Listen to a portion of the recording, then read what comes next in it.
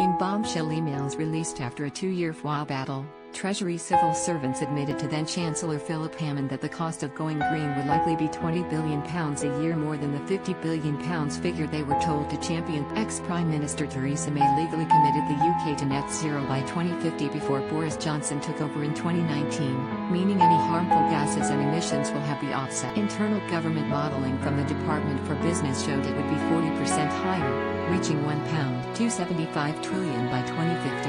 At the time, Number 10 played down an estimated £1 trillion total cost of switching to a totally carbon-neutral economy by 2050 and dismissed the reports that it might mean public spending would have to be cut. Another Andrew Montford, Deputy Director of the Global Warming Policy Foundation which pushed the FWAs, said last night, this shows that despite being aware of a more credible higher estimate for the cost of net zero, ministers and officials chose to conceal vital information. We now need to see the methodology behind these estimates, so that Parliament can properly scrutinise the cost of decarbonisation. Victoria Hewson, Head of Regulatory Affairs at the Institute of Economic Affairs, added, to scrutinise new environmental regulations properly, Parliament and the public need access to all the relevant information. It is disappointing that the government chose to withhold this crucial cost assessment for so long, and that the Treasury's view seems to have been based on such fake eye-watering costs. Climate researchers argue that the true cost of climate change will cost even more in the long term if not. Then Prime Minister Theresa May was keen to rush out the commitment to net zero before she left office,